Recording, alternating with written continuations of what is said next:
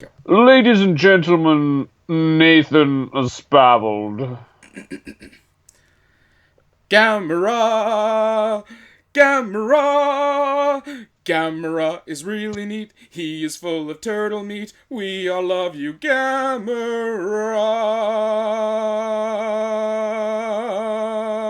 Gam-er-a! Thank you. Wonderful! Bravo! You really held that A at the end. Well, I like to be professional. You like the letter A. There's two of them in Gamera, so it's a very important vowel. Oh, shit, you had to pick one.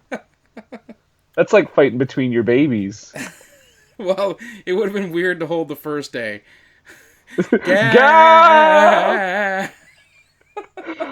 So, guys, in case you didn't notice, or Mm-hmm. realize at this point, we watched Gamera, Guardian of the Universe. Yes. Now, In it's nine- not the first Gamera movie, but it is a pretty great one. and it was released in 1995. And as far as I could tell from doing a bit of research, because I'm not super familiar on this, and by I'm not super Gotcha familiar, I covered. mean, this is the Gotcha first covered. Gamera movie I have ever seen in my life. But I It's like the first read kaiju movie you've ever seen, too, wasn't it? first kaiju movie. Yeah, you said you'd never seen any of the Godzilla ones before, either. I think I might have seen the original Godzilla a long time ago. Okay. But this is as far as I could tell, this is sort of a reboot Yeah. that they did, Yeah. right? Because Because well, it and actually it meshes elements from the first Gamera series from like the 60s from two separate movies. The first being, Gamera the Invincible Monster, and then Gamera versus Gauss. right. And from what I understand too, when Gamera people that love Gamera are gonna be like, "Fuck, Brendan, do your research." When Gamera started, I'm gonna be like the June Diane Raphael of this episode. But when Gamera started, I understand mostly it was a way to kind of cash in on Godzilla, Yes. and I don't believe the early movies are well received Um, they're in not terms of well. like in Yeah, in terms of quality, critics, I no. should say. Yeah, Yeah. they were and they still kind of are called out for being knockoffs. As much as I love Gamera, it was an attempt to cash in on the kaiju craze created by Godzilla. So And the it first Godzilla was actually a legitimately good movie, right? for the time being, yeah, it was really good actually, and in all fairness, the first Gamera movie is it's very similar to the original Godzilla movie, but there's Okay. elements that are different because with the first Godzilla movie, you have Godzilla is created out of nuclear testing and just wreaks havoc amongst Tokyo, and there's also an evil scientist who's basically running against everybody who's trying to stop Godzilla. With Gamera, uh, they keep a lot of the mythos that you see we saw in this movie, where he was like from like Atlantis or the Moo continent, and he's also a protector, despite the fact that he's huge and wrecks up stuff. He saves a kid in the movie who's like his friend. I know it sounds absolutely bananas, but I couldn't. It's the only way to describe it. He He's like saves a Gamera's kid buddy. who is his friend. Well, he becomes like Gamera, like befriends him, or he befriends Gamera, and that's actually an element that kind of is pervasive in the entire series.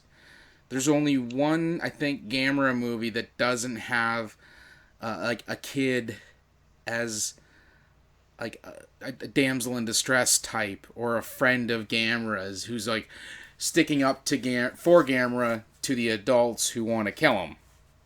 Okay. So is Gamera usually a protagonist then? Yes, he's like just about every single time he is fighting against a monster who's trying to destroy the planet. The Okay. only movie that doesn't have that happen in it is the very first Gam-er-a movie. There's no versus element in that. All the other ones, there's Gam-er versus Gauss, Gam-er versus Jiger, Jigan, Virus. Ooh, Legion is in one of the new ones. Zetus, Did you ISIS, just and take a there's one Did you just more. take a shit? No, I'm thinking real hard. Sometimes when I shit, it helps me think. Um, so right at the bat, I found Roger Ebert's review of this movie, Mm-hmm. and he actually gives it a three stars out of four. So it was actually a thumbs up. Good. But this is my favorite thing that he said in the review. He says, considering that Gamera never needs to refuel, we must assume he is organic and not mechanical. Therefore, the jet blasts come not from burning petrol, but from the byproducts of organic material. This is not a matter of shame for the Japanese, who are more frank about bodily processes and even have a best-selling children's book named The Gas We Pass. Yes, Gamera is powered by farts. That is the entire quote. Roger Ebert review. Uh, I God, I never ever missed that thought of it man. that way. World lost a legend. But the thing is, every time Gamera comes up, when I make somebody, because I'm always making somebody watch it. Nobody ever goes, "Oh, what's that Gamera you're always talking about? We should check that out." No, it's always me like, "Let's watch a Gamera movie. Come on, let's watch one." And every time we do, the concept of a jet propelled flying turtle comes up, and they're like, "Does he have jets? Is he a robot?" I'm like, "No." But he has jets. Yep, and he flies. Mm-hmm. This isn't He's not a weird. Nope, robot. he's not a robot. He's powered by farts. I've never ever, I've never ever posited that. No, never once. Ladies and gentlemen, if this doesn't sell you to watch the movie, you're never gonna watch the movie. A giant turtle powered by farts, flying through the air, spinning, saving the city from a giant pterodactyl bat thing. I can't get. I don't know if I can get behind this power by farts thing. So you're selling it Can like you every imagine time that? he's taking off, it's like.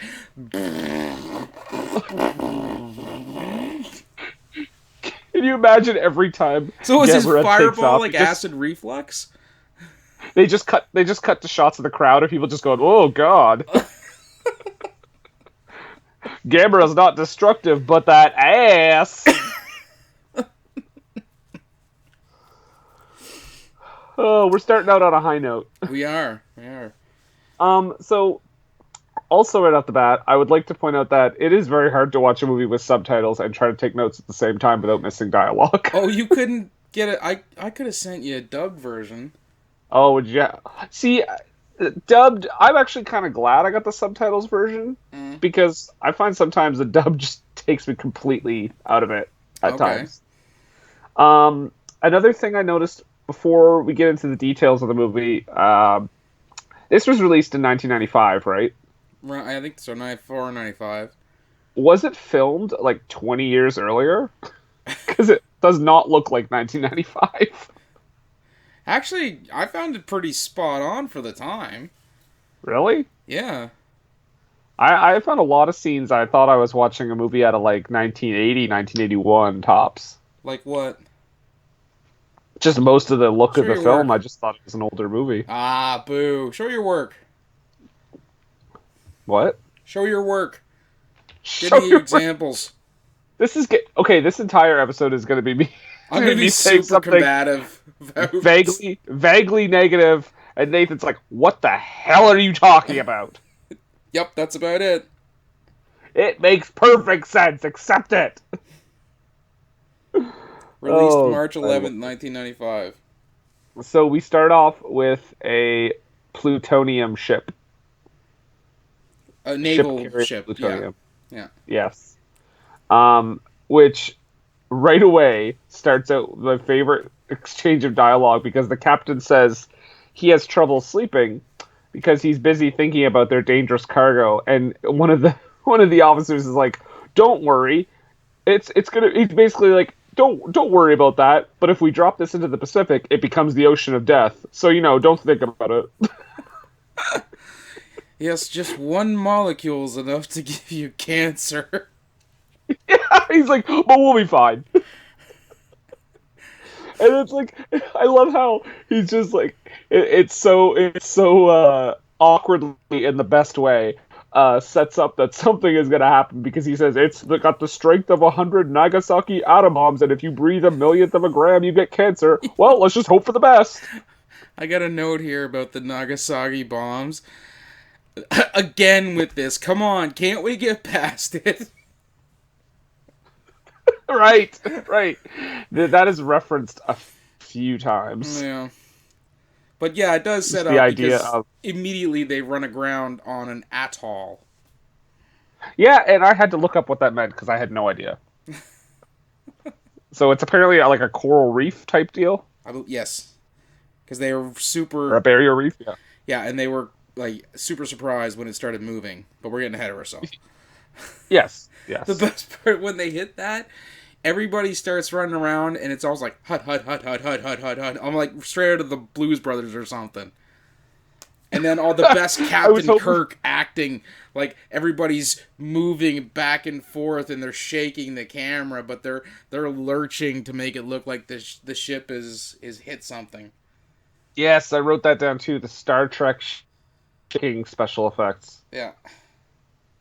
It would have been great if it was just like the Blues Brothers, where it got down to like one guy on the boat and you just heard him go hut, hut, hut. And then we get the best fucking title card ever. That's my note here. It just says the best title card ever. Well, I believe it because this is like one of the best movies ever. So I did sing the Gam-er-a song to myself when they were during the opening credits when I was watching it. Oh my god. Did you watch it with anyone, or did you just watch it by yourself? Or Well, I watched it with folk around. My kids have already seen it like a ton of times. okay, Yeah, I was like, one of the first things we watched when we brought the phone was like, okay, we're gonna watch some Gam-er-a. And my daughter was like, what is that? And I'm like, well, it's a giant turtle who who saves the world, and she could totally get behind that. So that was like one of our first kind of bonding experiences was watching Gam-er-a. well, at least you didn't make them watch like Schindler's List or something. Yeah, I thought that might be a little heady, a little too much. little heady. This really happened, guys. Yeah, 6 million people. Oh, who could have called it in the episode about Gam-er-a? We made a Schindler's List joke. Yeah. Who would have thunk it? Anybody on the betting line? You just made some money. So we moved past the awesome opening credits to Schoolgirl Exposition. Oh, yes. It's just this weird cut where the two girls are walking through the aquariums like, oh, the Moo Continent, like Atlantis. Doesn't your dad work for, an aquatics research company? That's it. And it's weird that this scene wasn't cut out, too, because later on we get a scene where it's very, like, it's established that she's his daughter, and it's almost like we didn't need this one. Yeah. It's like, it's a very weird, like, thrown in scene. But, yeah, and then, yeah, it's weird. And then, oh, and you mean, when you said it cuts to this scene, do you mean like a swipe, transition? I know, but there's a few of those. There's a couple. There's a couple. Probably every single transition.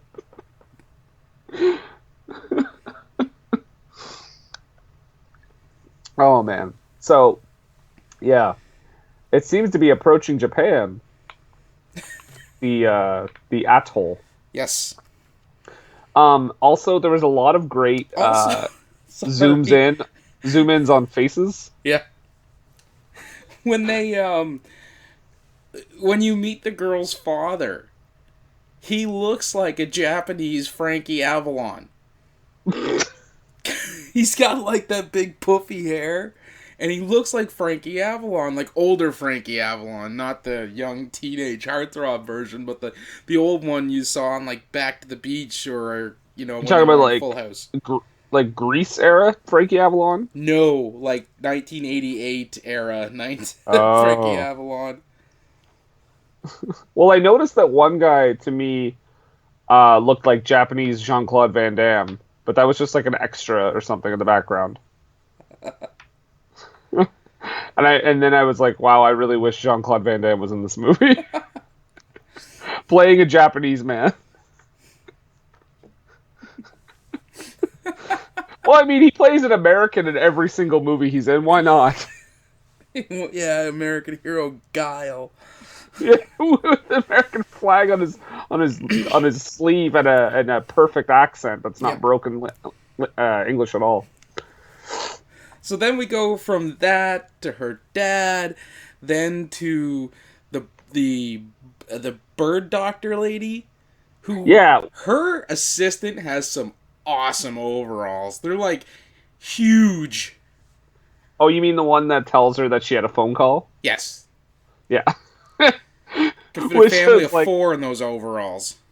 yeah, is that a style? I guess it was the '90s.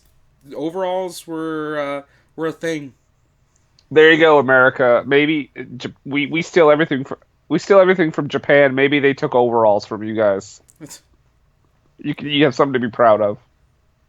I remember around this time, a lot of the folks were wearing them, and they'd only have one side buttoned up and the other was down, just like their style. And I'm like, ugh, you're wearing overalls, you know that, right? Did you Yeah, they're find like cool. No, they're not. Did you find like you couldn't tell anyone apart? I'm just joking. I just wanted to get that in there. Awful. I'm kidding. Everyone looked different from each other. The Japanese culture is wonderful. Moving on. Yeah, because then we move on to the Ocean of Death guy trying to track down the schoolgirl's father so he could get a job. So he cooks them dinner. I got a note here though. He pulls up in a Mitsubishi. Of course, whenever Yeah. I watch these now, I'm in full on MST3K mode, always. And as soon as he pulled up this Mitsubishi, I was like, a good, dependable domestic car. That's right, because they're in Japan. They're in Japan, yeah. But here's the thing, he does cook supper for them, but he's kind of hijacked to do it. Because he just wants Yeah. to show up and give the guy like, some scotch, butter him up to get the gig, and he runs into the guy's daughter in the store, and she's like, "Oh, do you cook too?" And isn't this the guy that goes and cooks for this man to try to get the gig? Is he not one of the people on the boat in the opening scene? No. The Japanese Frankie Avalon is not on the boat in the first scene. Sorry, not the Japanese Frankie Avalon. I'm talking about the younger dude who's cooking. Oh, the guy who's trying to score the job. Yes. Yeah. Because he tries to get the job at first because he's actually talking to him in like an interview, and he's like, "Well, at least no one was hurt," and he's like, "Well, I want to come and help you. Sorry, you can't." End of scene. Yeah. He's like, I didn't know such an incident could occur on a ship full of plutonium in the middle of the ocean. I want to see what could have possibly gone wrong. There's a weird joke in this scene. Was there? Okay, it's a weird line, and I didn't really get it, but maybe I just missed something. So he cooks them supper or whatever, and then the Japanese Frankie Avalon is like, "Okay, I've got something for you to do." He's going to send him to look at the atoll. Atoll, yeah. Atoll. Can we just say Gam-er-a? Because that's what it is, guys. Spoiler Well, no, alert. he's in Gamera's inside the atoll. Yes. Yeah. Atoll. Yes. Okay. It's like saying at all, but Yeah, one word. exactly. Got it. Okay. Yeah. I'm going to get through this. So he basically tells him, like, okay, you can go to the atoll and examine it later on. Later on in the film. That's what he says to him. And then so then something about the daughter is mentioned about her being left at home alone. And he's like, I don't want you to be home alone. And she's like, I'm a big... Or no, she says, what do I do if I'm going to be home alone? And he says, you're a big girl. And she's like, that's not what I meant. And I was like, what? See, I watched the dub version, and that exchange goes similar, but it's like, you think I can be left alone by myself for however long they're going to be away? And he goes, oh, you're a big girl. I think you can be trusted. Oh, no. Oh, you do ya? Like in a real sly way, like, oh, well, you leave, I'm going to have a ton of parties and a kegger and an orgy. Okay, so maybe the dubbed version makes it more obvious what the intended joke there is. I think that one of the best parts about this scene is the Frankie Avalon tells the guy, oh, I can give you a job. Oh, that's great. At no pay, of course. Yeah. And he's still on board for it. Well, because he really wants to know what happened with that plutonium ship. Yeah. And Frankie Avalon is like, I could probably get this guy on the salary for nothing. I'm going to take full advantage. And then we get the greatest costume decision in the entire movie, because when he goes to the atoll, all of the researchers are wearing these horrible lime green lab suits. Neon green.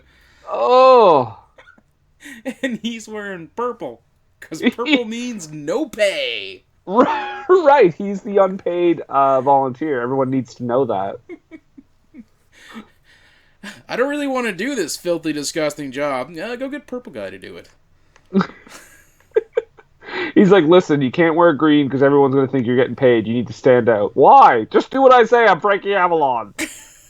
Surf's up.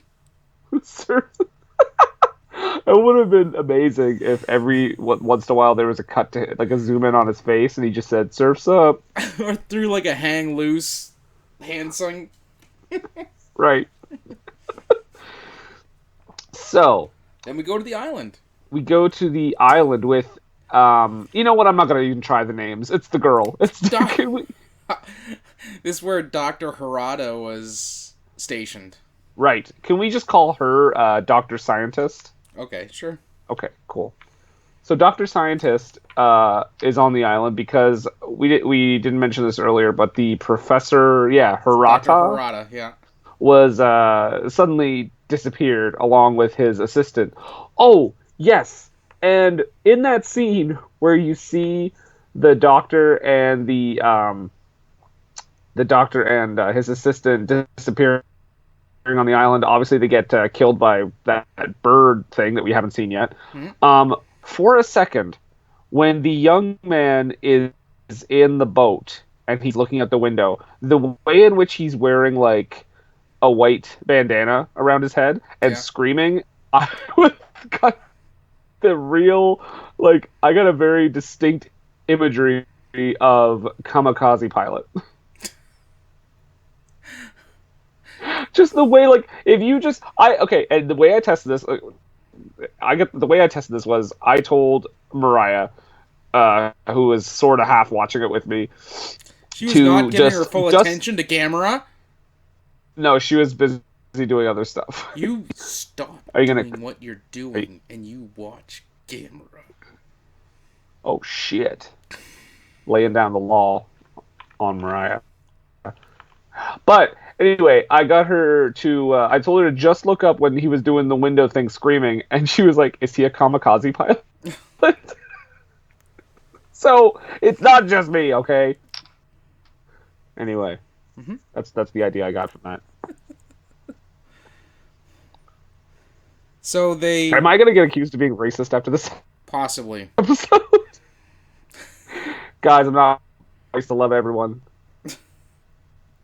except for Hitler. I don't like him. So, anyways, they Go go on. to the island with Dr. Scientist and Inspector Osaka. Yes. That's his name. Oh. His name's Osaka. He appears Okay. in his character. He appears in all three of the those Gam-er-a movies. Gam-er-a, Oh, like the reboot Guardian of ones? the Universe. Yeah, the reboot ones.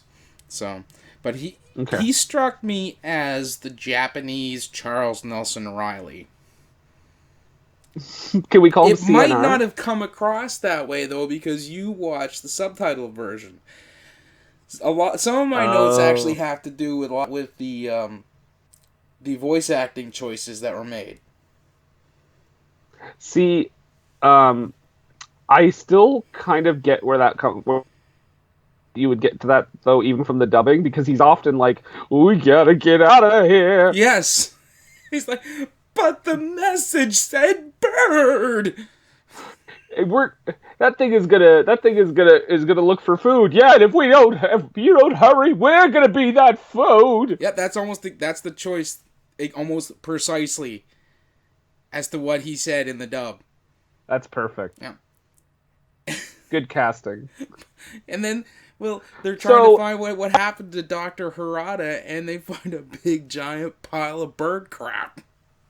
Yeah, I was gonna say. So, how do they find out where Professor Harada was? Well, From bird turd. She finds his pen in a pile of bird crap, and his Buddy Holly glasses just kind of cascade down the pile of bird poop.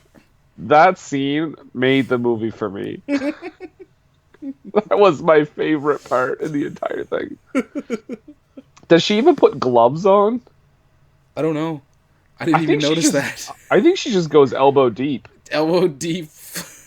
That's what you want to do. Just stick your hand in a big pile of feces from a species of animal you don't know anything about. Right. Even if you put on gloves, you don't know if its shit is like gonna burn through your skin or something. Could be just filled with acid like aliens. Yeah, Dr. Scientist. We'll find out more of this throughout the movie, but I find Dr. Scientist is not the smartest character in the world. Smartest mouth, though. Ooh, she's got some pep to her, I'll tell you that. What? Well, she's very... I don't know, she's a strong-willed woman throughout most of the movie. Like, to get ahead of it a bit, she stands up to that government agency guy. She tells the Inspector Osaka that, get your shit together, we gotta do this. Like, she's really strong. She doesn't, like you said, doesn't make the best choices, like sticking your hand in raw bird poop, but she's definitely got a strong personality. And I promise this is going to be the last stereotypical thing that I noticed, but no, it won't. Okay, it won't be. You're right. I should make promises I can't keep. But eventually, the Gauss. Wow, both were wrong. Okay. Yeah. So eventually, the Gauss appears, flies over them, and her instinct is, well, let's chase it. And Inspector Osaka. Sorry, CNR. Charles Nelson Riley says, he does that line about like, well, we're gonna become food, sister. Yeah, because she's like, he's already eaten 20 people. I didn't see 20 people in that opening scene. I thought there was 2. There was the guy who was with him, and then Dr. Harada, who was on the boat. Yeah. Yeah. So they get in the helicopter and they're chasing it. Mm-hmm. So the Gauss appears in the window of the helicopter. So she opens the door and, like a Japanese tourist, takes a picture. I actually have some. I do have a no paparazzi note here. Yeah, because that is one of Gauss's weakness is light, right? Yes. This movie, they're out in the day. In the original Gamera versus Gauss, he was strictly nocturnal. Could not be out in the sun. The sun hurt him. that kind of struck me as weird too, because I was like, they talked about him being nocturnal, but then you see him like flying around during the day, Hmm. but then a camera light kind of hurts him. It's the So strobe light that it confuses him. okay, because I just laughed at it. It's like, oh, she's opening the door. What is she gonna try to like attack it or something? Nope, she's gonna take its picture. And this is like one of the first Like a examples we goddamn get of the practical effects they use in this movie. yeah. Because Oh, the they birds were use some practical effects. they do, and they work well because damn it, this movie was no Shark Boy and Lava Girl. This couldn't be. This was the perfect placement because the special effects couldn't be any more opposite Yeah. of Shark Like Boy and Lava Girl. I feel, if you don't mind me saying, I'm gonna be a little biased, but I feel that they absolutely crushed the practical effects in this movie. With the rubber suits and the miniatures, they looked fantastic. I gotta say they looked a lot better than I thought they were gonna look. I'll take that as a win. I'll give you that. All right. For a low budget, honestly, like you watch a movie like this, and it's like for a low budget movie like this, like a monster movie, this I would watch this 100 times more than I would watch like the American 1990s Godzilla. Oh, I thought you were gonna say anything. No. They made this movie for $450 million. Sorry, no, 400. $4,500,000 was the budget on this. Oh my god! It made $6 Four million. hundred and $50 million. No, sorry, Okay, $4 if you had million been, $500. That was the budget. I misspoke. if you had been 100% serious, $50 million budget, I would have assumed that this was a front for a drug operation because there's no way $4 million. $450 million. 4,500,000. Maybe 450 million yen. Well, it made 520 million yen. Is that what it is? Well, I'm looking at the wiki on it, and it says budget $4,500,000. Sorry, $4,500,000, and the box Yeah. office is 6 million US. Okay. So I'm assuming that's it. So So made it its actually budget turned back. a profit in the U.S. What's that? So it actually turned a profit in the U.S. Oh, this might just be for conversion. I don't know. Okay. I think it did open in the United States though, because I mean Roger Ebert went and saw it, and there was lots of critics reviews of it from the time.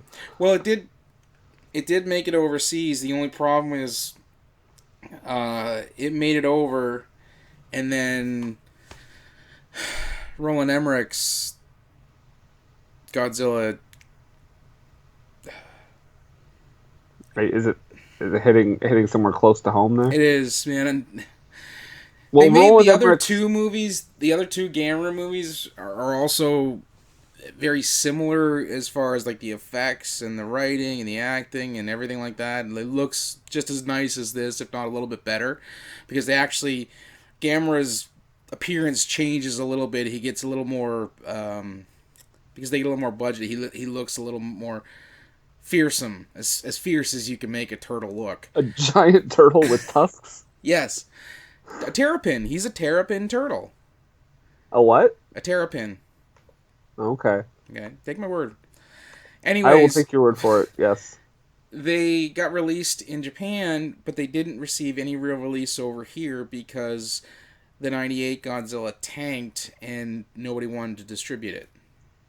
Oh, for the sequels. Yeah. Okay, because I was say this one was a few years before Godzilla, but Yes. I could see how. Yeah. Hey, we can't make a good monster movie, so let's just not have anywhere from anywhere. Pretty much. Okay, so we learn that being a Japanese tourist has a weakness effect on the Gauss, Yep. And then we go to the atoll, after this. and they find a weird monument thing with like shapes on it Yeah. that apparently has They touch it and it shatters. yeah, and it has like a heartbeat. Yep. And then we learn pretty much at Way that to go, point. Bill. That thing, that thing was an ancient discovery. You just ruined it. Yeah, maybe don't touch something you don't know what it is. Before we get there, though, they actually scan the atoll. It looks like a giant walnut. So Gamera Yeah, is living inside a giant barrier reef walnut, filled with and they pewter also find. parasites, Yeah, they find those little things. What are they? They look like like a. It looks like commas. a comma. Yeah, Yeah, they actually even describe it as a comma because they don't really ever tell you what it is. But there's a million of them, and they're basically attached to the atoll that contains Gamera. yeah. And then before they get into all that, they also go. There's a lot of cutbacks in this before all the characters kind of finally meet up. There, where there's like a nexus for their stories, because Yeah, they with cut swipe back. Yeah, we swipe back to the swipe transitions. to scientist, Doctor Scientist, and Charles Nelson Riley, Mm. because he's doing his again. I got the I watched the dub version where he's like almost like Roger Rabbit, go please come with us, but we need your help. He's like a cross between Charles Nelson Riley and Edith Bunker. Oh my God! Oh, Hachi! Yeah. And so there's like, yeah, a lot of America. odd voice acting choices. If Gene Stapleton was still alive, I'd want her to be in the remake And then this is where they meet the as Inspector Osaka. this is where Osaka and Dr. Scientist meet the that government review board. And Yes. yeah, like he's the closest thing you get to a villain in this movie, because he's kind of conniving. Well, I mean, you know. Okay, a human villain. I was gonna say Gauss is a villain. Yeah, you know what? I mean, a human villain, as far as like Okay. like that. Because he and the again with the voice acting, where he almost sounds like a well, he's not as bad as Edward G. Robinson, but he's like yeah, we're gonna take care of this Gauss, see, and the Gamera too, nah. Kind of takes something out of it when Chief Wiggum is the voice of your bad guy. Yup. Man, I feel like I missed out on the dubbed version. They go back to the atoll. They shatter that monument thing. The atoll starts shaking and everything like that. Knocks people off the atoll into the water. And in a very comical, hilarious way. yeah, it looks like a undersea rave. They're basically, like, literally at one point I heard one of them say, "Whoa!" I love this movie. I love it so much. Do you? I do. Oh. Yeah, it basically, and then it opens its eye, and it's Gam-er-a. Gam-er-a. Then we go back to Dr. Scientist and Inspector Charles Nelson Riley trying to figure out how they're going to capture the Gauss birds. And apparently they have Sky Dome. I forgot about another great part. We just skipped over it. When the Gauss grabs that dog, and which, first of all, is insane. And secondly, after that, the woman that owns the dog makes the greatest scared face I've ever seen. Yeah. It is the most over the top. Like, basically, the director, Gauss is right there. It's very big and scary. Be scared. And she just was just a look of utter oh my god, horror. it's huge. It's getting closer. Yeah. I barely have any time to get out of the way. Now less time. Now even less time. I just wanted to mention that because that scene was pretty amazing. So they come up with a plan. They're going to use the Japan's version of the Sky Dome. Oh, and Nathan, how do they get the idea for that plan? Well, Charles Nelson Riley and Dr. Scientist are sitting around trying to figure it out. and he says, "Let's shoot him up full of drugs." And she's like, "No, we can't do that because they might crash over the ocean and drown, or we won't know how Yeah, much to we use don't on want them." to kill these things that are trying to destroy the Earth. Yeah, we need to study them. Yeah. So she was like, "If only we had a giant bird cage." Luckily, the sports section is sitting right there. He picks it up. It's a headline about one of the stars of the local baseball team cranked a home run off the dome rooftop. What? What is this? That's the thing. Not only do they just like they don't find a reason that he'd be like reading the newspaper or something. No, the sports section's just there. And it's like, oh, I know. The dome, it opens up. Dr. Scientist, I have an idea. So they get a bunch of half cows. And That's some what that was. I was cages. trying to figure out what that was. Well, I that's the only thing I could guess that they were. It's the So only did they- thing that would be big enough. Did they cut out the scene where they went to a field and just slaughtered cows? No. I mean, yes, I guess. I don't know. They, I can put that scene back in the movie. For the great good, sir. and this is the point where the stories are gonna they're gonna finally get cross for the first time. Yes. Because they're gonna jump. Anyways, they've got everything all set up to catch the Gauss birds, and then Frankie Avalon and Purple Man are flying in on their helicopter towards the dome, and they're like, "What kind of idiot would fly this close to the dome?" They get there, and they're trying to explain to them about Gam-er-a, and he tells them the size of it, and the guy's like, "Well, our monsters are bigger, so meh. We don't care about our monsters are bigger." Basically, what it comes down Yep. to. And then, yeah, so they lure them in with the half cows. Yep. And And they when they get there, they kind of herd them in with the lights too, like they're using the and spotlights. when the Gauss are eating the half cows, the Best eating sound sounds ever. Oh, serious. just absolutely.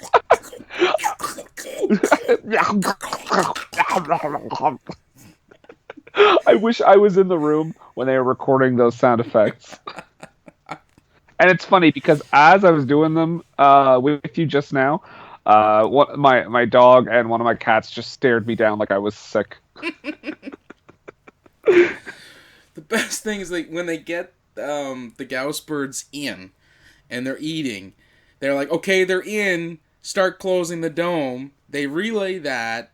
The army guy says to the fella in charge, "They're in. Close the dome." Okay, and then he hits the startup button to start up the program. You'd think they would have had that kind of all ready to go. Yeah, they had some time to prep. Yeah, but they got to load up the layout of the stadium and then input the code to start closing the dome, rather than have everything all set up so they can just hit one button and then start closing the dome. Right. And I have another question. One of the Gauss notices them and like charges at everyone, and they end up like shooting it down, right? Well, they start shooting at it. But what are they shooting it? Are they shooting it with the tranks? I believe that's what they're trying to do. They're trying to get the tranquilizers at first. Okay. Because they want to study it, or Dr. Scientist lady wants to study it. Yeah, because one of them actually just passes out because it eats the stuff in the half cows. Yeah. But then one of them is smarter, I guess. Yeah, and he charges at them, and they're like, "It's coming right for us!" Ned, get your gun! But then they hit the strobes at the last second, and he has like a seizure. Wouldn't it have been great if like another character went after one character's like, "It's coming right for us," and hear someone go, "I don't think we can take them down."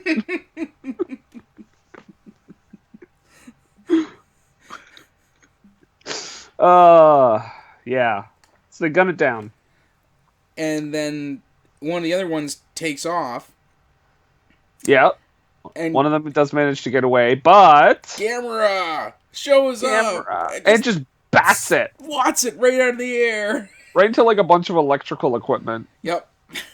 And just blows up. So that's one Gauss done and cooked. And this is, I made another point. Fantastic work with the minis. Again, the miniatures in this movie. Oh, so much so that when you see, at one point you see a building go down and you can literally tell it's a piece of paper. Yeah. Like there's no weight to it. You know what I mean? Mm-hmm. It just slice ground. All this havoc is being wreaked as well. Like, so of course there's the needed. It's attacking the city. We gotta run away, and all the panicked citizens are running away. And this one dude who just does not want to give up his noodles. What? Did I miss something? It was just one of the citizens when they were running away. They're like, everybody's trying to get away, and he keeps reaching and pulling and grabbing his bowl of noodles. He doesn't want to give it up until it gets knocked out of his hand, and you see it fall on the ground. But he was like, "No, like I paid for these.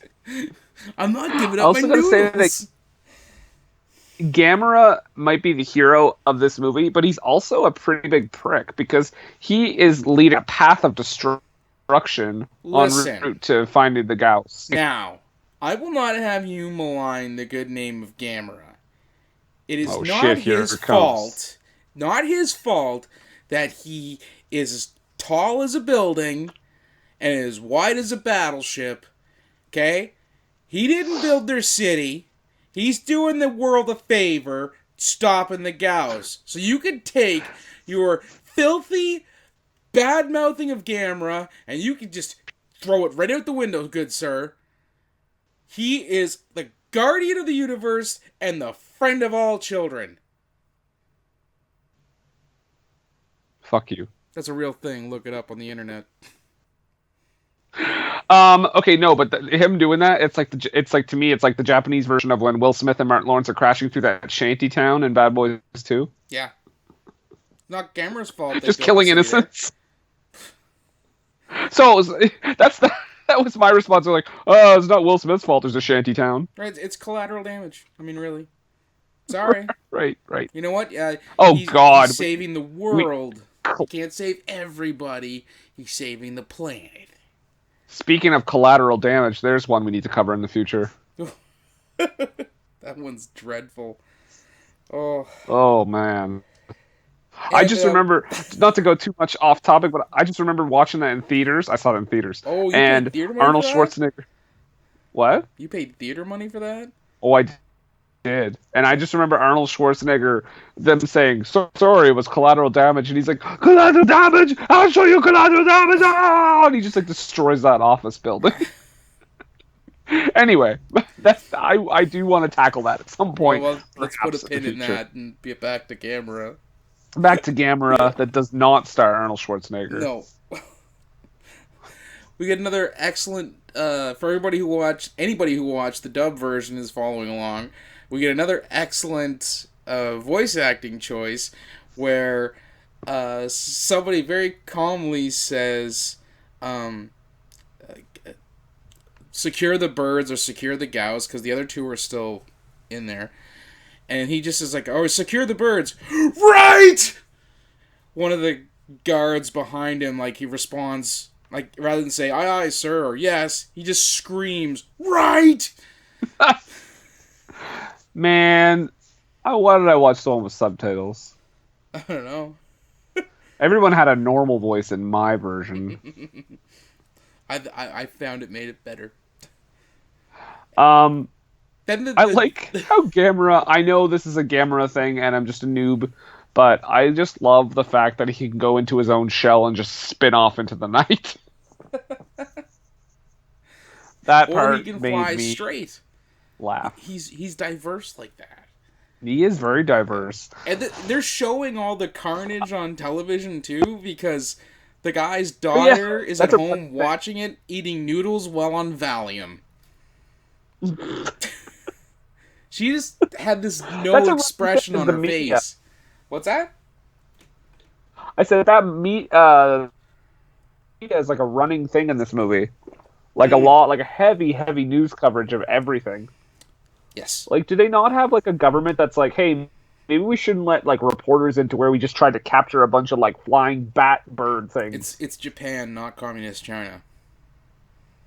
I guess so. Well, I mean, yeah, but I mean, like, if there's like like most crazy government movies where there's like a giant monster or something, they usually try to not involve the media as much as possible. I feel like in this movie they're just inviting them everywhere they go. Unless it gets out of their hands and David Strathairn can't, contain it. Wow, 2014 did she Godzilla. just? Good luck. And then I said, no, because he was also in Godzilla. Oh, okay. I thought you were referencing the one where he played Edward R. Murrow. No, I wasn't referencing Good Night, Good Luck.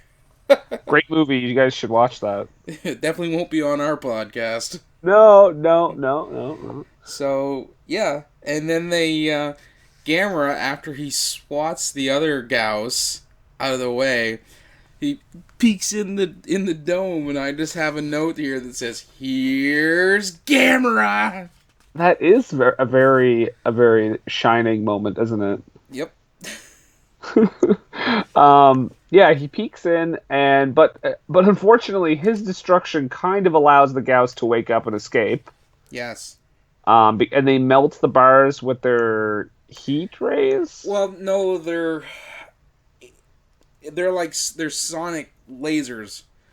Okay. In the original Gamera versus Gauss, it was just a straight laser. Like a Gauss emitted it from his mouth, kind of like Godzilla's radiation breath. But apparently in the reboot they have to charge it up by making the noise and then shooting the lasers. So now when they escape and they're kind of investigating, and of course the news media is right in the stadium. Mm-hmm. There's a thing that they say here that I don't know if it was meant to lead to something else or if it was just a throwaway if I'm reading too much into it. But they look at the bars and she says, these are cut very cleanly. Yeah. And then they just don't really go back to that.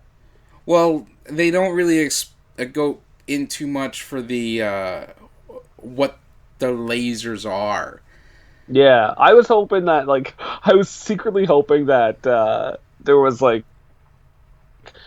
a conspiracy that Gauss had, a human conspirator on Earth that was, helping them.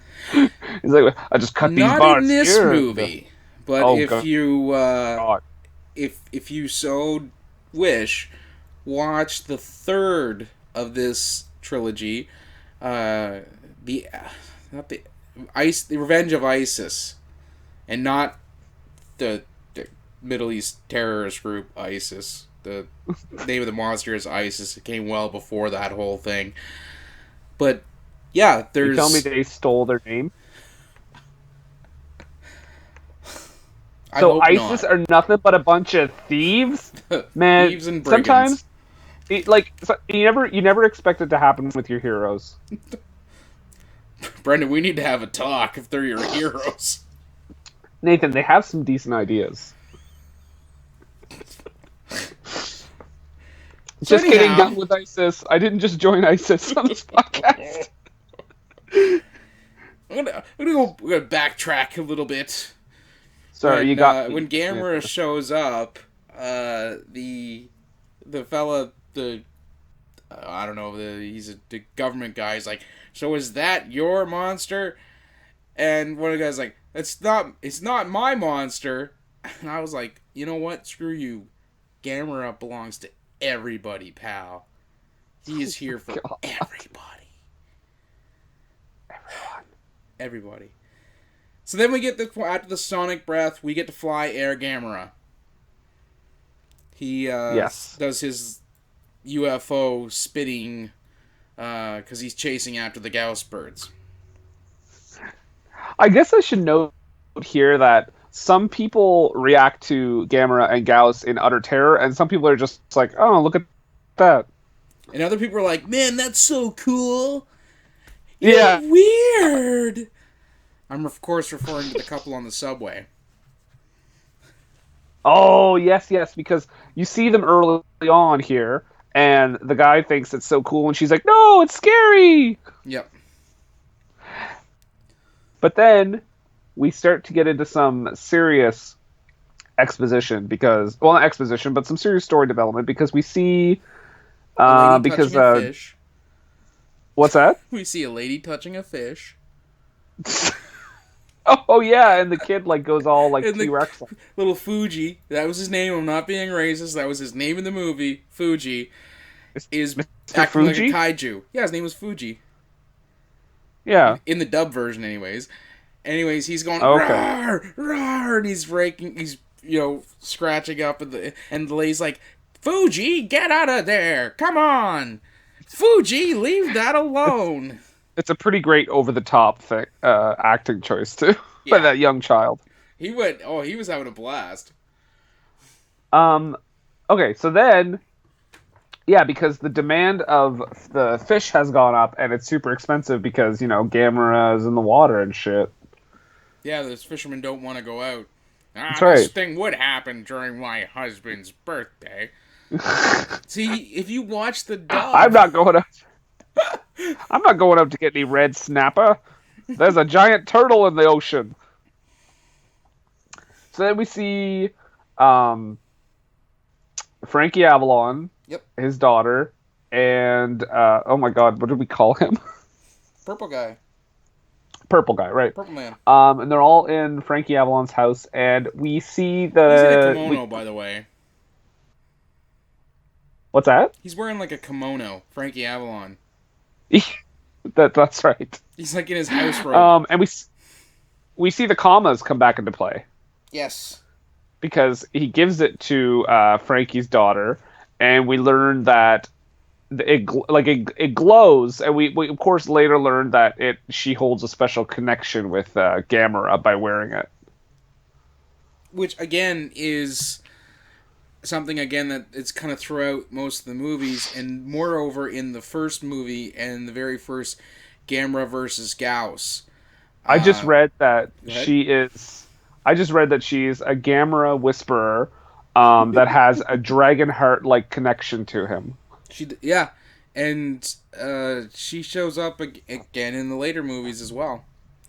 And Okay. in the third Gamera from this trilogy, there is like an anti-her. So she's there to help Gamera because she loves Gamera, and she's got her little, her connection. And there's another girl who befriends the villain monster, and is essentially doing the same thing. Mm-hmm. So all of them, I watch all three of them in one day if you can, and then again and again and again and again, because these movies, they're fantastic. Do you like this movie, Nathan? Love it. Okay. I just wanted to make sure. And did you notice he had like Frankie Avalon had like 3 beers? What? They're sitting there and he's drinking beer, and there's like 3 giant bottles of beer next to him. Like he's just knocking them back while they're having supper. How is he making any sort of rational decisions on how to handle Gamera and Gauss? Wouldn't it have been great if they had like cut away and then cut back? He's like, "Listen, I'll tell you what you do with Gam-er-a." Is it? I've had a turtle You could, before.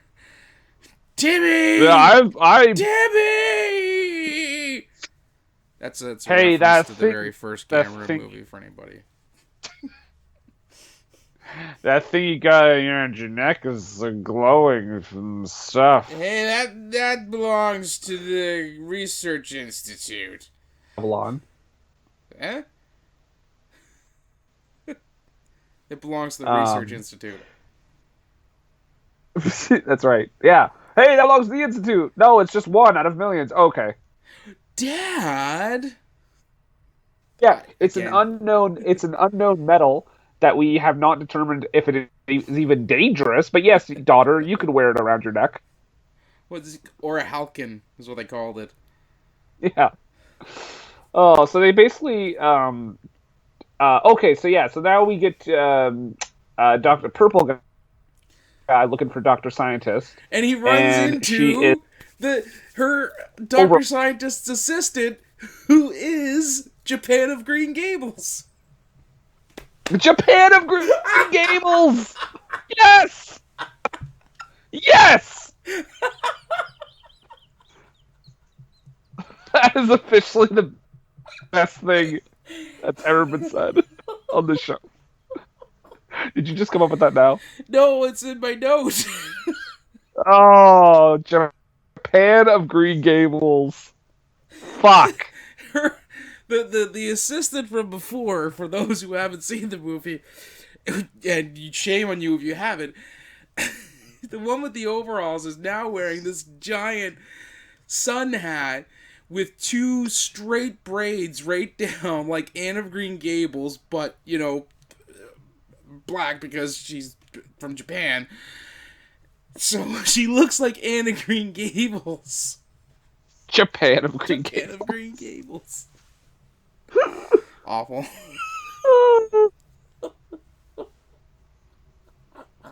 So he meets up with Japan of Green Gables. And she tells him that the Dr. Scientist lady went to the island again. Right. And- Where the village is being attacked by Gauss. Well, that had been, anyways. And they find out Yeah. there were other Gauss birds, but they had eaten each other. Right. And only the three So that they encountered were the ones that survived. I thought there was only two. 3 survived. From like when they initially encountered them. There was 3 of them. Okay. Then Gam-er-a swatted one out of the air, and the other 2 escaped. Right. Mm-hmm. Right. So we get this little sequence where Dr. Scientist is saving this young child, like carrying him across the bridge. Purple guy comes in for the save. Gauss goes to attack, and who shows up? It's Gam-er-a. Yes, and this is one of the first times where you see he destroys one of the Gauss, but you also see he's vulnerable because they use their sonic lasers on him. Right, and it just it's it's a pretty funny effect when it blows when Gauss blows up. It just cuts away, and then you see obviously a still model just burst into flame, not the flames, but Just explode. yeah, just Yeah. yeah. Yeah. So then we go after that. They did we jump ahead of that? Or they go to the Doctor Strangelove room with the. They go to the war room. No, I think that's after. Okay, because they do that. Because then they're the government guys are saying, oh, Gam-er-a is a threat, and they're saying, well, no, clearly not. He just saved our lives. And then the human villain guy calms everybody. Puts his hands up and is like, calm down. like a father, like a substitute teacher. He's basically telling him to bring it down and goes, what about the birds? And then they tell them that, of course, the Gauss birds were all female. And he's like, they're rarer than Harvey or whooping cranes. Like he's going to make money off them somehow. Oh, is that what they said in the dub version? Yes. Okay, in the subtitles, he says, they're rarer than the Japanese ibid. And I'm like, what the hell is an ibid? Maybe they're Harvey or whooping cranes. Maybe. Because then Purple Man says, cranes don't eat people. Yes. And that's what he says. He says the ibid doesn't eat people. And then they cut back to him and he's like,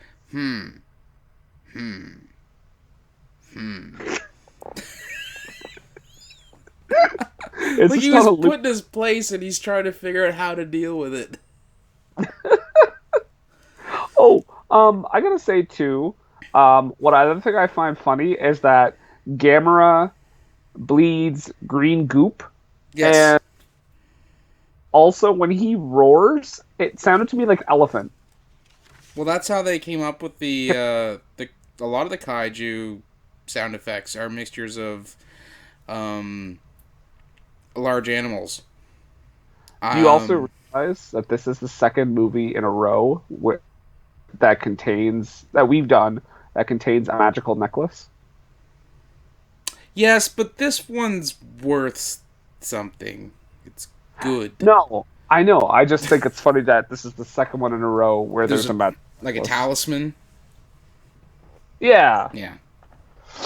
Just like when we did Judgment Night and Thrashing, and they both contained a scene where a main character tries to escape on a bus. Nope. I think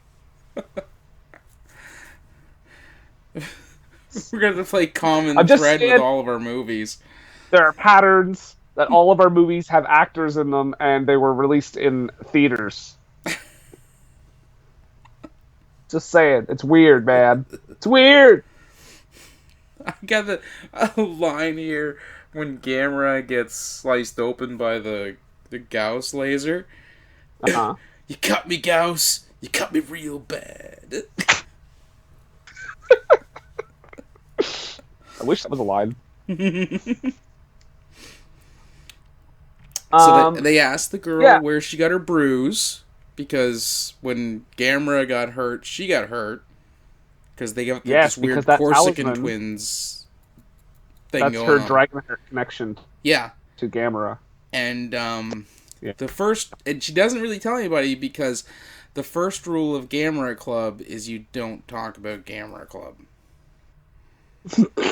And the second rule is you do not talk about Gam-er-a Club. Right. And the third rule is if this is your first night with Gam-er-a Club, you have to connect with Gam-er-a. So, she goes to catch a cab to go up to the mountain where all the fighting is going on. They're trying to trap Gam-er-a. And she hails a cab, and she's like, "Hey, take me to the mountain." And he's like, "Don't be dumb. Can't you go see a movie or something?" I really wish you would watch the dubbed version. Oh, no, he says that. He says, if you want to see a monster, go to the movies, dumb kid. Yeah, no, the voice, the actual line that they did in the dub was like, "Don't be dumb. Can't you go see a movie or something?" But the cab driver, for all of his protesting of not wanting to take her to the mountain, immediately gets on board with taking her to the mountain. Because he basically says, "No, don't be dumb. Oh, come on. Oh, okay." And then when they get to the militarily protected gate, he crashes the gate. And he's like, "Oh, man, I always wanted to do that." He turns into a psychopath. Absolutely. Like, he starts always saying, "Oh, come on, kid, you gotta see monsters in the movies. I've always wanted to crash through the government." So, next is the next portion with Gam-er-a, where he gets knocked on his back from all the missiles that the military shoot at him. Mm-hmm. And he's actually like on his back like a turtle, and he can't move. Right. But when Gauss is showing up, he's gonna like fight him. He's the first person in the world who was saved from jet lag. Wait, say that again? Like jet lag. No, go back to the beginning of that for a second. Well, they knock him over with the missiles and stuff like that, and while that's happening, they're trying to shoot him, and Gauss is coming back to try to hurt him. If I'm remembering correctly, might not be. Yes, but he pulls his bottom legs in, and he uses the jets to propel him away, so he's saved by jet lag. And it sounds like jet lag. I get it now. We took far too long on that one. Jet lag, boom. So then we find out about the girl and her connection because they take her to the hospital and she's like jonesing for her Gamera connection. Yeah. Like she's a Gamera junkie. She's like, listen, I gotta help Gam-er, but right now I gotta sleep, but then I want to help Gam-er, okay? And we also get a huge scene of exposition. Go ahead. Oh, okay. Well, Dr. Scientist and Purple Guy Yep. go see a friend of hers who I don't believe we met in this movie until this point. But apparently he's like a colleague of hers, and we find out that Gauss was constructed by an ancient civilization. Much like Gam-er. Right. I don't know why Gauss was constructed. To protect them, I guess? No, okay. A lot of this is really just your take or my take on it, but because they talk about Atlantis and the Mu continent, I'm almost thinking that one created the Gauss birds to attack or to get the other people on the other continent, and in response, they created Gam-er to help protect them. Okay. And Gam-er came too late, unfortunately, for that doomed civilization. And then the Gauss birds, they would have turned on their creators. So it was like a mutually assured destruction. You know what? I'll take that because I honestly didn't know what the real answer was. Okay. We also learned that, okay, this is like a big moment for me. When they basically learned that the Gauss can transform from male to female to basically fuck itself and they're reproduce. Like hermaphrodites? Yeah.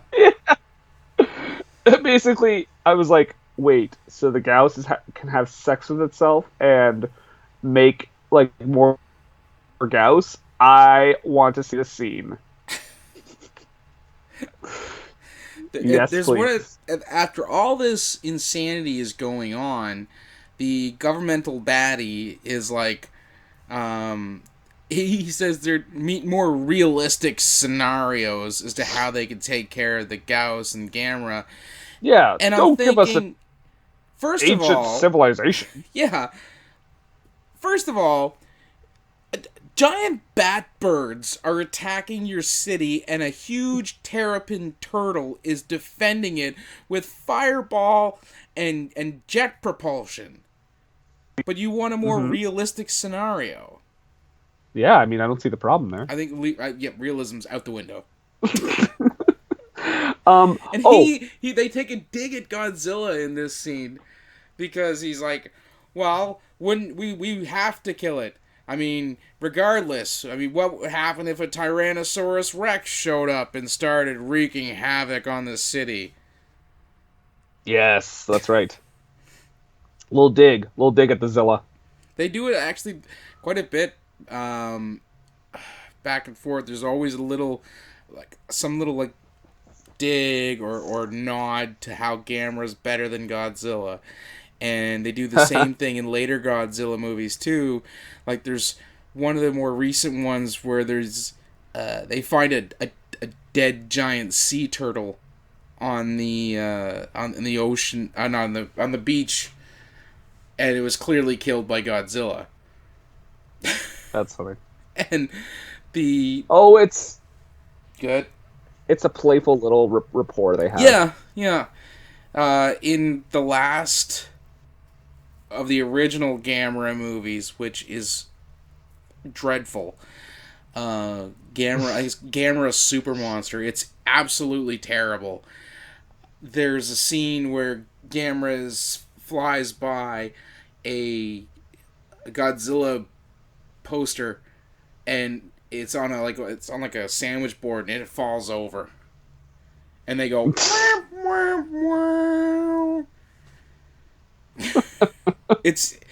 And I don't know where they got off thinking that that movie was going to be better than any Godzilla movie, because that last Gamera movie in the original run was terrible. It was a clip show. Oh God. Honest to God, straight up clip show. Gamera fought all of his previous enemies, but they just used the footage from those movies. Oh Jesus. The movie has, I think, conservatively 50% new footage. Like, it's half a movie. And there's these really trippy animated sequences in it. I've seen it only like 2 or 3 times. Just the first time because I hadn't seen it. The second time because I really didn't believe what I had actually seen. And then the third time because it's absolutely bonkers. Just straight up insane. Some fantastic dialogue, but it's awful. So there is a Gam-er-a movie that you, in fact, do not like. Oh, well, yeah, I if only seeing it 3 times means I don't like it, I guess. Yeah, I guess I don't like it. There's a really good line in it where a lady goes like, "I'll take you out for hamburger lunch." Nobody talks like that. Did you catch the movie poster? Which one? In this movie? No. The one in Frankie Avalon's daughter's room of the Japanese Mary Poppins? Oh, I did. Yeah, that was weird. That was really weird because I thought for a girl who's like obsessed with Gam-er-a and she's really into like monsters and stuff, why would she have a Mary Poppins poster? I don't know. I think we're getting that is a character flaw. We're really getting off topic here. We get to see now that Gauss is getting bigger. He's growing. Yes, he's huge. And unfortunately, Gam-er-a is healing at the bottom of the ocean, which again is another nod to the very first Gam-er versus Gauss. And okay. Frankie Avalon's daughter has to lay down because she has to recuperate as well, because again, they're like the Corsican twins. Dragonheart. Her. Yeah, you know what? I like Corsican twins. You know what? I don't know what that is. Read a book, Brandon. Screw that! This isn't what were they thinking when they wrote that. It's 2 brothers, and if one of them gets punched, the other one feels the pain. Yes. So Dragonheart / Corsican twins. For the 7 people out there that have seen Dragonheart. And they really, I got a note here, again with the environment, because they really lay it on thick with the environmental messages in this movie. With stock footage. Yep. They show because of all the stuff we've done to the environment. Yep. Yeah. Gauss is because of pollution. Yeah. They only came back because the environment was just polluted enough for them to feed off of it. Which clearly isn't the case because they feed off people. Right. The environmental message in this scene where the guy's explaining it to them is laid on so thick. It's laid on now I'm not saying the movies are comparable, don't get me wrong, but it's laid on just as thick as Birdemic at this point. What movie did you go see? I didn't give you truth. That was a good movie. Guys, watch Birdemic. Seriously. Don't watch Birdemic. Yeah, do it. So, Gauss then attacks a subway train. Again, another nod to the original Gam-er versus Gauss. For all you Gam-er nerds out there. Really, for me, and we see that couple again. Yes. Remember that couple from earlier? Yep. Mm-hmm. It's scary. No, it's cool. Yeah, not so cool anymore, is it, dude, bro? Because you're dead. Yep. But it did show Straight up, the like, the takes that durability. subway train and The crushes people. it did feature the durability and the toughness of the Sony Walkman, because all the people died, That's right. but his Walkman survived and it was still playing. Yeah, this whole thing's just a big commercial for the Walkman. Um, yeah, so then we get all the news announcements. All these flights are canceled. Blah blah blah blah. Trains are being taken off the rails, and basically we're all heading towards the climactic battle here. Yes, where uh, they decide they're going to attack Gauss. Yeah, they changed their minds. Yeah, and they end up destroying Tokyo Tower. Right, and then Gauss nests on Tokyo Tower. Now let me just say something here. Thanks for the nest, dicks. We are a good almost like I'd say like an hour and 20 minutes into the movie at this point, right? Yep. Okay. So when I was watching it, the description for the movie said Gam-er-a goes after Gauss, who has nested on top of Tokyo Tower. That's not the premise of the movie. That's almost the end. Like, that's like saying the plot for Seven is like Brad Pitt and Morgan Freeman interrogate Kevin Spacey in a field. It's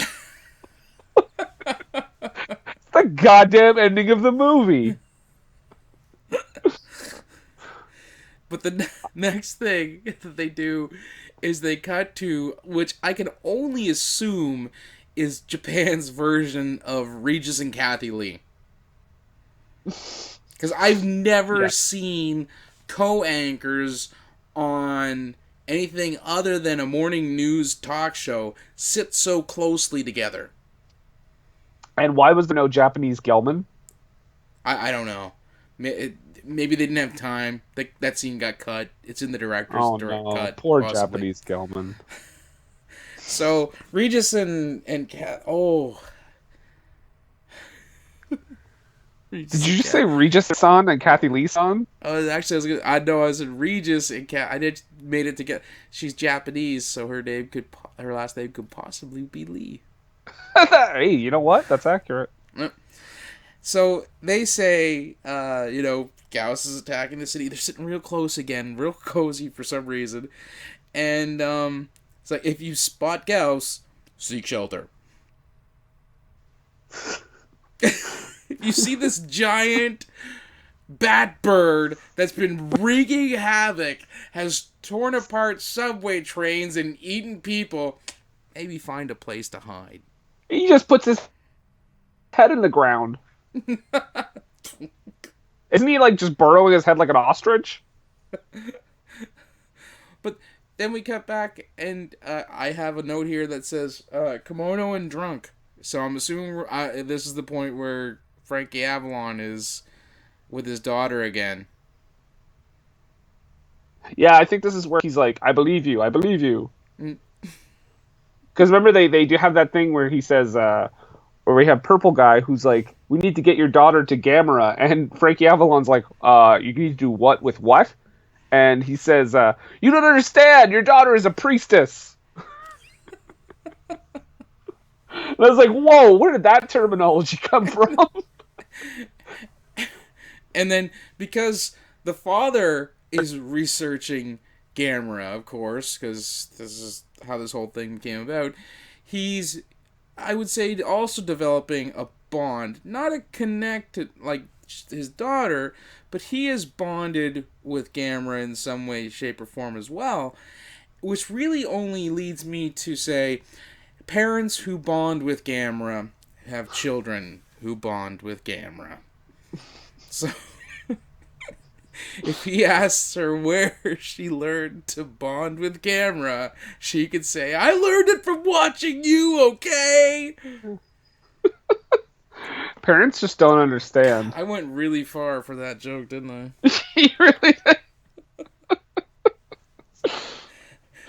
did.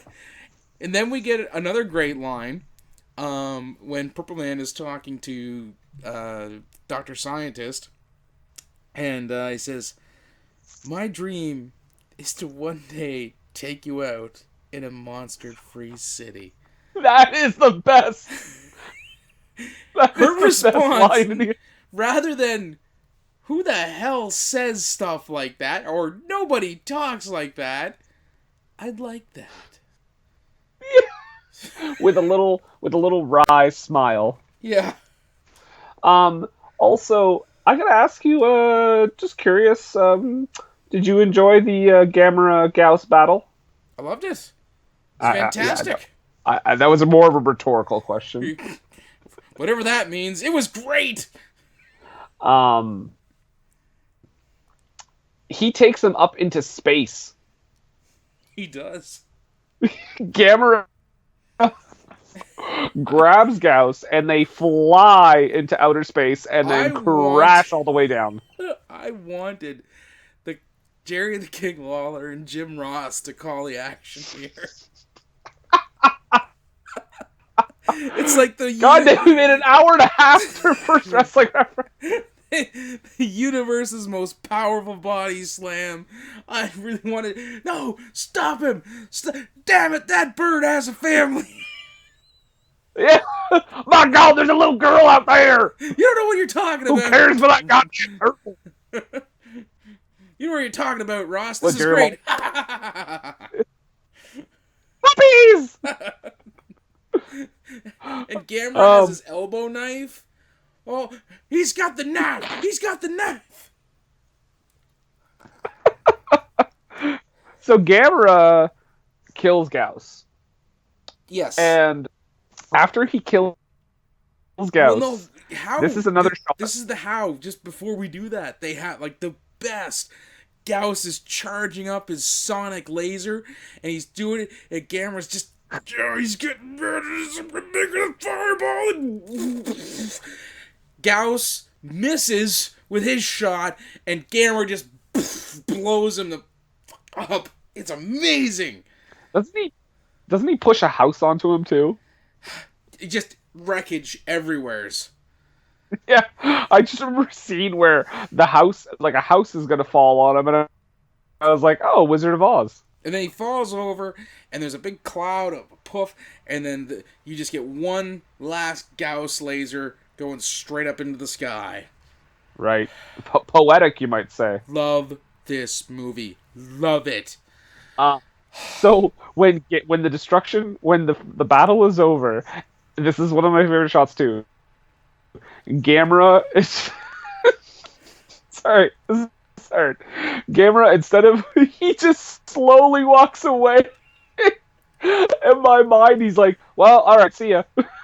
And there's just like burning buildings everywhere in sight, and he's just like, "All right, peace." Not my job. They should have played that Incredible Hulk walking away music. Do tell. No, they should have. They should have played that sad walking away music from the Incredible Hulk, the Bill Bixby show. I think at the end, where he's every time he leaves, that they should have played that music when Gam-er was leaving. Or just like, all by myself. No, they would have played that for her because she couldn't feel Gam-er's heart anymore. Oh my God, this is a love story. He had magical healing power though, because when they severed their connection, all of her bruises and cuts and everything just magically disappeared. Yes, and when they have that shot at the end of the ocean, as the credits are about to come up, I was a little bit disappointed because I hoped he was going to pirouette out of the water a la Free Willy. I like the.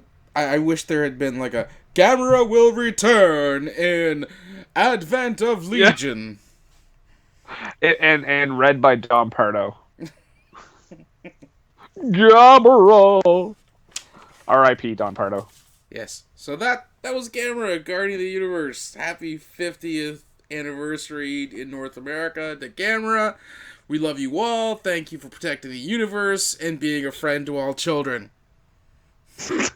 I gotta say, it was a lot of fun. I wish I had watched the dubbed version, but I still enjoyed it great. If you ever want to watch it, Brendan, I'll be more than glad to sit down and watch it again. Make no mistake about it, folks. This movie is legitimately a good movie, but it is still insane. Yes. It is insanity, but it's pretty good. I'd say honestly, this is the best. This is the most legitimately good movie that we've seen so far. Yeah. Yeah, well, Well, I mean, Judgment Night was pretty up good. there, Yeah, it was quite good. But they're but this absolutely is two different monsters, if you'll pardon the pun. well. What I will guarantee you though is that you will not feel the same way about the next movie because, ladies and gentlemen, in 2 weeks. Actually, our next two episodes will be Christmas themed Yep. because December is coming up. And some sort Um, of tree-based holiday happens then. yeah, I believe it's called Christmas. I'm reading it as I believe Christ that's Mass. Christmas. Yeah. So I will give you a clue as to the next movie we are tackling. Let me just say. Well, I'll make a very general one. I will say Santa Claus, and I will say not as you would expect to see Santa Claus. So Santa That's Claus, enough, I think. not as you would expect to see Santa Claus. That's the Yeah, clue. not the typical Santa Claus at all. But yeah, that's all I'm gonna say. I'll Okay. give you another one maybe like tomorrow or the next day, and then Friday will be the big reveal, and it's gonna be a fun one. It's a I think it's a fun one. We'll see what you think. Okay. There's some very troubling moments, but we'll get through it, guys. We always do. But yeah, so okay, so with flying turtles, Yep. bird bat pterodactyls with lasers, Yes. crazy, insane dialogue, Mm-hmm. bird, bird turds. Bird turds. Yep. Um, Even though like what the result is, I still have to ask, What's that? what were they thinking?